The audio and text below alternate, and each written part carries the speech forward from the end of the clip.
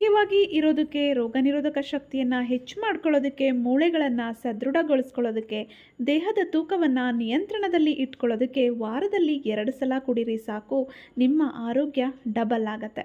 ಇದೊಂದು ಅದ್ಭುತವಾದ, ರುಚಿಕರವಾದ, ಆರೋಗ್ಯಕರವಾದಂತಹ ಪಾನೀಯ ಅಂತಲೇ ಹೇಳ್ಬೋದು. ಇದು ನಿಮ್ಮ ರೋಗ ನಿರೋಧಕ ಶಕ್ತಿಯನ್ನು ಡಬಲ್ ಮಾಡುತ್ತೆ ಸ್ನೇಹಿತರೆ.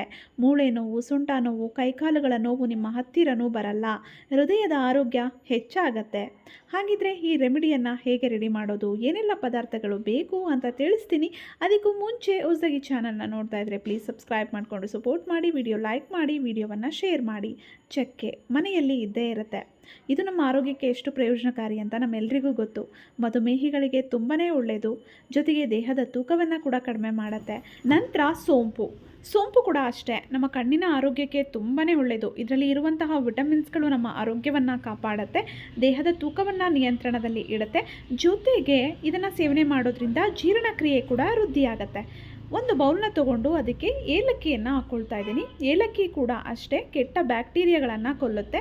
ನಂತರ 3 ಕಾಳು ಮೆಣಸುಗಳನ್ನು ಹಾಕ್ಕೊಳ್ತಾ ಇದ್ದೀನಿ. ಕಾಳು ಮೆಣಸು ಕೂಡ ದೇಹದ ಕೆಟ್ಟ ಬ್ಯಾಕ್ಟೀರಿಯಾಗಳನ್ನು ಕೊಲ್ಲುತ್ತೆ, ರೋಗ ನಿರೋಧಕ ಶಕ್ತಿಯನ್ನು ಹೆಚ್ಚು ಮಾಡುತ್ತೆ. ನಂತರ 2 ಲವಂಗ, ಸ್ವಲ್ಪ ಚಕ್ಕೆ. ಲವಂಗ ಕೂಡ ಅಷ್ಟೇ ನಮ್ಮ ಆರೋಗ್ಯಕ್ಕೆ ತುಂಬಾ ಒಳ್ಳೆಯದು. ರಕ್ತದಲ್ಲಿನ ಕೆಟ್ಟ ಕೊಬ್ಬು, ರಕ್ತದಲ್ಲಿನ ಸಕ್ಕರೆಯ ಮಟ್ಟವನ್ನು ಇದು ನಿವಾರಣೆ ಮಾಡುತ್ತೆ ಸ್ನೇಹಿತರೆ. ಇಲ್ಲಿ ತಗೊಂಡಿರುವಂಥ ಇಷ್ಟು ಪದಾರ್ಥಗಳು ನಮ್ಮ ರೋಗ ನಿರೋಧಕ ಶಕ್ತಿಯನ್ನು ಹೆಚ್ಚು ಮಾಡೋದಕ್ಕೆ ತುಂಬಾ ಸಹಕಾರಿ. ಜೊತೆಗೆ ಯಾವುದೇ ಸೈಡ್ ಎಫೆಕ್ಟ್ಸ್ ಇಲ್ಲದೆ ಆರೋಗ್ಯವನ್ನು ಕಾಪಾಡುತ್ತೆ. ನಂತರ ಒಂದು ಚಿಕ್ಕ ಚಮಚದಷ್ಟು ಸೋಂಪನ್ನು ತೊಗೊಂಡಿದ್ದೀನಿ. ಇದಿಷ್ಟನ್ನು ನಾವು ಹಾಗೆ ಸ್ವಲ್ಪ ಪ್ರಮಾಣದಲ್ಲಿ ಅದನ್ನು ಪೌಡರ್ ಮಾಡ್ಕೊಳ್ಳೋಣ. ಸಂಪೂರ್ಣವಾಗಿ ಪೌಡರ್ ಮಾಡೋ ಅವಶ್ಯಕತೆ ಇಲ್ಲ. ಈ ರೀತಿ ಸ್ವಲ್ಪ ಪ್ರಮಾಣದಲ್ಲಿ ಅದನ್ನು ಪೌಡರ್ ಮಾಡಿಕೊಂಡ್ರೆ ಸಾಕು.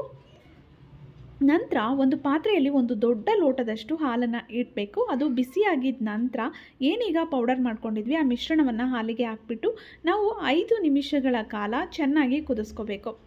ನಿಮಗೇನಾದರೂ ಮಧುಮೇಹ ಆ ರೀತಿ ಸಮಸ್ಯೆ ಇದ್ದರೆ ನೀವು ಬೆಲ್ಲ, ಸಕ್ಕರೆ ಏನನ್ನೂ ಬಳಸಬೇಡಿ. ಏನೂ ಸಮಸ್ಯೆ ಇಲ್ಲ ಅಂದರೆ ಬೆಲ್ಲವನ್ನು ಬಳಸ್ಬೋದು, ಅಥವಾ ಸಕ್ಕರೆ ಅಥವಾ ಕಲ್ಲು ಸಕ್ಕರೆಯನ್ನು ಕೂಡ ಬಳಸಬಹುದು. ಬೆಲ್ಲದಲ್ಲೂ ಕೂಡ ಉತ್ತಮವಾದ ಐರನ್, ಕ್ಯಾಲ್ಶಿಯಂ ಇರೋದ್ರಿಂದ ಇದು ಕೂಡ ಆರೋಗ್ಯಕ್ಕೆ ತುಂಬಾ ಪ್ರಯೋಜನಕಾರಿ.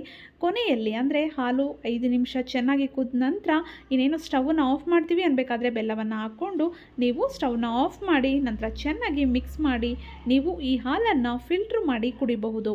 ಇದರಿಂದ ಮೂಳೆಗಳ ನೋವು ಮಾಯವಾಗತ್ತೆ, ಕಣ್ಣಿನ ದೃಷ್ಟಿ ಹೆಚ್ಚಾಗತ್ತೆ, ದೇಹದ ತೂಕ ಕಡಿಮೆ ಆಗತ್ತೆ, ದೇಹದಲ್ಲಿ ಇರುವಂತಹ ಕೆಟ್ಟ ಬ್ಯಾಕ್ಟೀರಿಯಾ ನಾಶವಾಗುತ್ತೆ, ಉಸಿರಾಟದ ಸಮಸ್ಯೆ ನಿವಾರಣೆ ಆಗುತ್ತೆ, ಅಜೀರ್ಣ, ಗ್ಯಾಸ್ಟ್ರಿಕ್, ಎದೆಉರಿಯಂತಹ ಸಮಸ್ಯೆಗಳು ಕೂಡ ಮಾಯವಾಗುತ್ತೆ.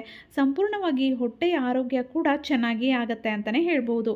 ಇದನ್ನು ವಾರದಲ್ಲಿ 2 ಸಲ ಕುಡಿದ್ರೆ ಸಾಕು. ಪ್ರತಿನಿತ್ಯ ಕುಡಿತೀರಾ ಅಂತಂದರೆ ಏನು ನಾವು ಪೌಡರ್ ಮಾಡ್ಕೊಂಡಿದ್ವಲ್ಲ ಮಿಶ್ರಣ, ಅದನ್ನು ಜಾಸ್ತಿ ಹಾಕ್ಕೊಳ್ಬಾರ್ದು. ಸ್ವಲ್ಪ ಪ್ರಮಾಣದಲ್ಲಿ ಅಂದರೆ ಒಂದು ಅರ್ಧ ಚಮಚದಷ್ಟು ಆ ಪೌಡರ್ನ ಹಾಕ್ಕೊಂಡು ನೀವು ಹಾಲನ್ನು ಕುಡಿಬಹುದು ಸ್ನೇಹಿತರೆ.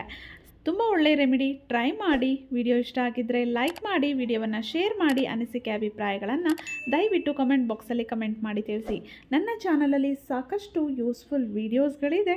ಫ್ರೀ ಇದ್ದಾಗ ನೋಡ್ತಾ ಇರಿ, ಸಪೋರ್ಟ್ ಮಾಡ್ತಾ ಇರಿ.